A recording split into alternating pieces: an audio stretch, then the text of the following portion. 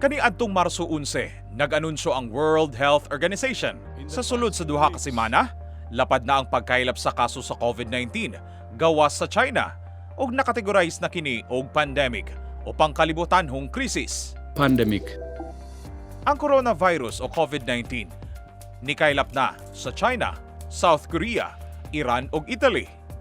Usa na pud kini nga pahimangno sa tanang nasod nga posibleng maapektuhan sa pagpaspas nga pagkailap niini. Dili na mapunggan ang pagkailap sa COVID-19 pero makaya nato ni og ginagmay kung mugimok dayon ta karon. Pipila sa mga sintomas niini ang kalit nga hilanat, ang pag-ubo, lisod nga paghinga ug uban pang balatian kung ikaw natakdan na niini. Pero ang mas makahadlok naay ubang mga nagka-COVID-19 nga wala nagpakita og bisag unsang sintomas. Gikan sa nakuhang dato sa China, adunay 80% nga kaso sa mild nga pulmonya, samtang 20% lamang ang grabe ang nasinatiang sakit ug 1 to 2% lamang ang mga namatay niini. Ang mga tigulang o idaran na ang mas maigo sa COVID-19. Grabe manakod ang COVID-19. Sa unang adlaw nga matakdan ka, 5 hangtod 6 ka adlaw usa mo gawas ang mga sintomas. Pero sa panahon nga bag-o pa mo 6 ka adlaw, pwede na nimo kini mapasa sa uban. Mao kini rason kung ngano baling paspasa ang pagkailap sa virus sa tibuok kalibutan. Maong kailangan na jud natong mugimok karon. Ang kapasidad sa usa ka ospital musukod sa kadaghanon sa mga kwarto niini. Kung kini mao ang kwarto sa ospital, mulabay ang mga takna mudawat ang ospital o pasyente.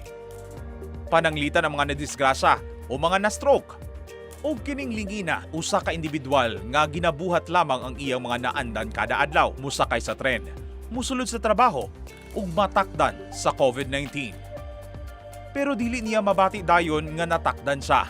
Hangtod sa mga pipila ka adlaw, ulantaw kini og dula nga wala say alimuhag nga nakapanakod na pud siya sa uban. Mahimong dili grabe ang ilang kahimtang pero ang pipila sa pwedeng matakdan ang mga tigulang nga moadto dayon sa ospital. Ug kini silang tulo nga walay gibati nga katingalahan pero naay COVID-19 na, mugawas usob para mosakay sa tren, musulod sa trabaho ug pagpauli pareho silang tanan makapanakod sa uban.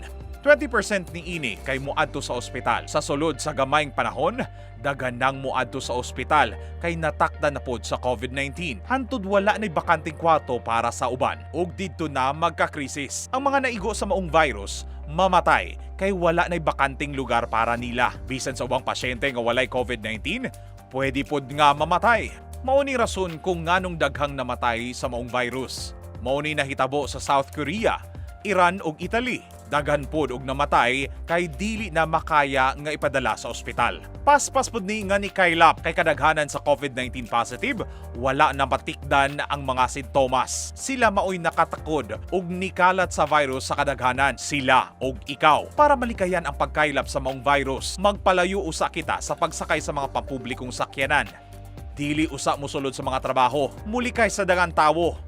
Og bisag ginagmay lang ang mga panagtigom, ayaw usa og adto. Gitawag kini og social distancing o paglayo usa sa kadaghanan. Dira mapagamay nato ang tsansang matakdan sa COVID-19 o makatakod pa sa uban. Kung ato ning sundon, mapunan tanang naay virus sa ospital. Matambalan sila og naay bakanting kwarto para sa tanan. Maayo ang uban. Ugamay lang ang mamatay. Mauni ang kalahian sa duwa ka senaryo kung magtinabangay lang tang tanan. Ug buhato nato ang social distancing. Kaniadtong 1918 sa Amerika, nagka-flu pandemic. Sa Philadelphia, walay anunsyo sa social distancing ug nagpadayon ang ilang mga okasyon. Pero sa St. Louis, gisara nila ang mga teatro, eskwelahan ug uban pa. Daghang nangamatay sa Philadelphia pero gamay lang sa St. Louis. Nilabay ang sobra sa usa ka gatos ka tuig. Murag kini na usub na pod. Dili punto niini kung nagka-virus ka, kung dili unsaon na lamang kung infected na ka. Gikinahanglan natong mag-usa ug mugimok karon na. Paminaw ug dili lang magtsabi. Kung ingnan mong magpundo sa balay, kung walay importanteng buhaton sa gawas, magpundo na lang jud sa inyong panimalay.